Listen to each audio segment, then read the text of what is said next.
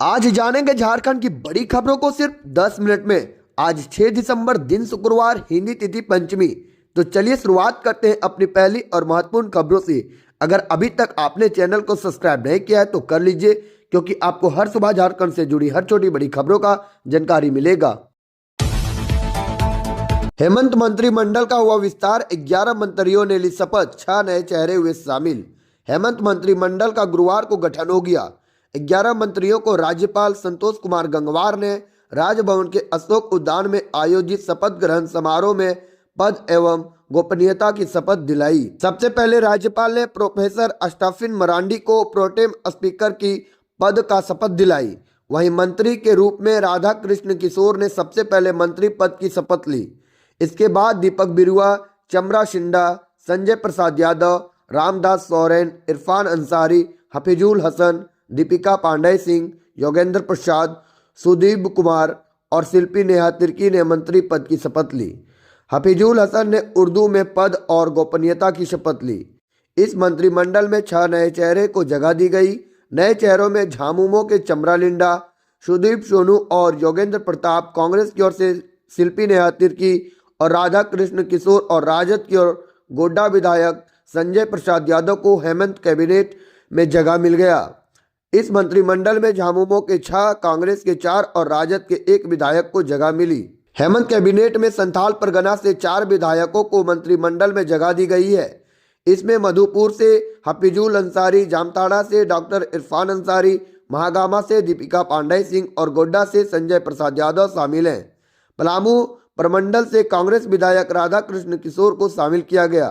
कोल्हान से रामदास सोरेन और दीपक बिरुआ, दक्षिण छोटा नागपुर से 2 और कोलियांचल से 2 विधायकों को मंत्रिमंडल में शामिल किया गया है। कांग्रेस में टूट का खतरा, 16 विधायकों में से कई नहीं पहुंचे शपथ ग्रहण समारोह में। झारखंड में मंत्रिमंडल विस्तार गुरुवार को हो गया। झामुमो से 6, कांग्रेस से 4 और राजद से 1 विधायक ने मंत्री पद की शपथ लिया है। इसके साथ ही झारखंड कांग्रेस पर टूट का खतरा मंडाने लगा। टूट का अंदेशा निराधार नहीं है, इसके संदेश शपथ ग्रहण समारोह में भी दिख गया। कांग्रेस के 16 विधायकों में से अधिकांश ने समारोह से दूरी बना ली। हालांकि अभी कुछ भी खुलकर बोलने के तैयार नहीं है।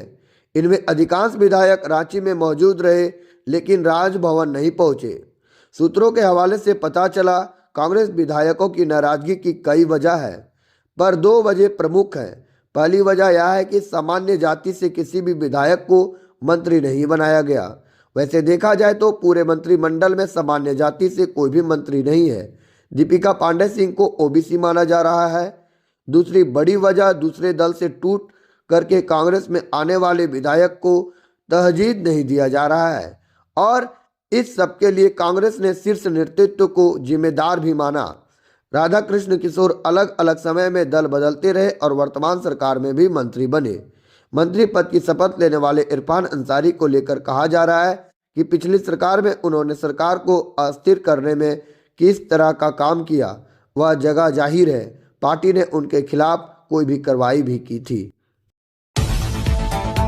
बाबूलाल मरांडी ने उठाई मैया सम्मान योजना में पारदर्शिता की मांग, 25 महिलाओं का उठाया मामला। झारखंड के पूर्व मुख्यमंत्री और भाजपा नेता बाबूलाल मरांडी ने एक्स पर एक पोस्ट साझा करते हुए गिरिडीह जिले के तीसरी प्रखंड में मैया सम्मान योजना का जो कार्य चल रहा है उसमें पारदर्शिता की कमी पर सवाल उठाया।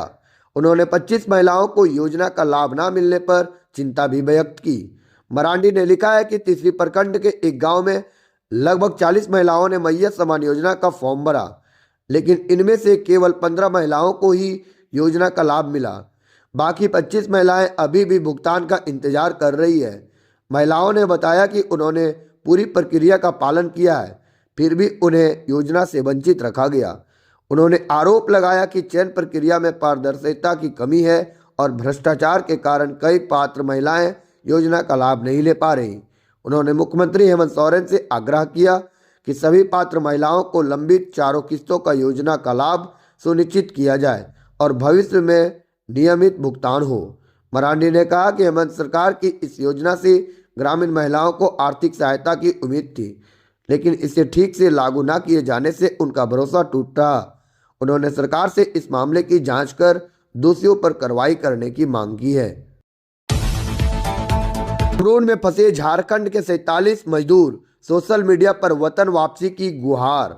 झारखंड के गिरिडीह, हजारीबाग और बोकारो जिला के 47 प्रवासी मजदूर अफ्रीकी देश में कैमरून में फंसे हुए हैं। मजदूरों ने सोशल मीडिया पर वीडियो साझा कर सरकार से वतन वापसी की गुहार लगाई। 4 महीने से इन मजदूरों को कंपनी द्वारा मजदूरी का भुगतान नहीं किया गया, जिससे उन्हें खाने पीने और रहने में अन्य जरूरतों का गंभीर संकट करना पड़ रहा है। मजदूरों का कहना है कि उन्होंने बेहतर कमाई के लिए कैमरून का रुख किया था, लेकिन अब वे बुनियादी सुविधाओं से भी वंचित हैं।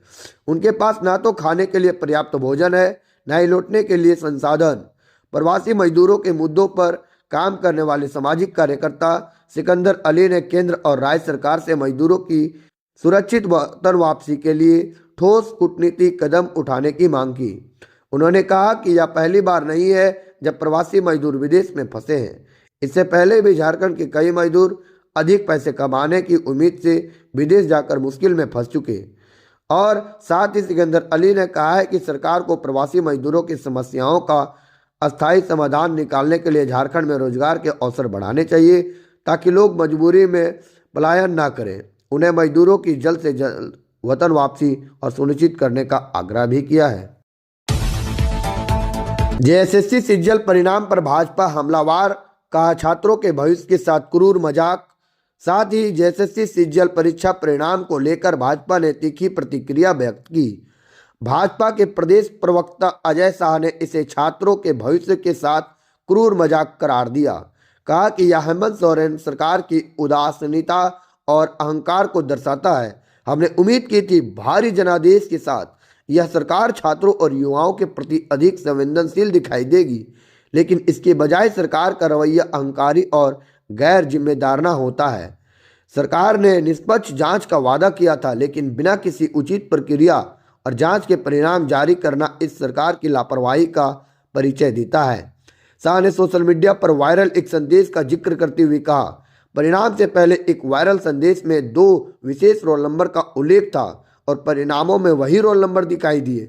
भाजपा इस संदेश की सत्यता की पुष्टि नहीं करती, लेकिन जब लाखों छात्रों के भविष्य का सवाल है तो इस संदेश समेत सभी संबंधित तथ्यों की गंभीरता से जांच होनी चाहिए। जब यह मामला न्यायालय में ले जाया गया तो न्यायालय के निर्णय का इंतजार किए बिना परिणाम जारी करना न केवल असंवैधानिक है, बल्कि छात्रों के अधिकारों का हनन भी। यह भी स्पष्ट है कि परिणाम ऐसे समय में जारी किया गया जब चुने हुए प्रतिनिधि मंत्रिमंडल विस्तार में व्यस्त थे। पार्टी इस मुद्दे को सदन में उठाएगी और जल्द से जल्द सरकार से गुहार लगाती हूँ कि आप जल्द ही प्रक्रिया शुरू कर अब जेएसएससी सिज्जल के छात्रों को अच्छे से उनकी जांच की प्रक्रिया करें। 50,000 घूस लेते कल्याण विभाग का हेड क्लर्क रंगे हाथ गिरफ्तार हुआ। कल्याण विभाग के पदाधिकारी को एसीबी ने 50,000 रुपया घूस लेते गिरफ्तार कर लिया। एसीबी ब्रांच रांची की टीम ने गुरुवार को लोहरदगा में कार्रवाई करते हुए कल्याण विभाग लोहरदगा के बड़ा बाबू राजेंद्र उरांव को गिरफ्तार किया। इसे लेकर लोहरदगा जिले के किस्को थाना क्षेत्र के निरहू गांव की निवासी तौहीद खान के एसीबी से शिकायत करते हुए कहा कि अल्पसंख्यक मुस्लिम कब्रिस्तान घेराबंदी निर्माण के लिए 24.98 लाख रुपया राशि स्वीकृत किया था। तौहीद ने कहा कि कब्रिस्तान घेराबंदी का 80% काम पूर्ण हो चुका, जिसके एवज में परिवादी को 8.95 लाख रुपया भुगतान किया जा चुका है।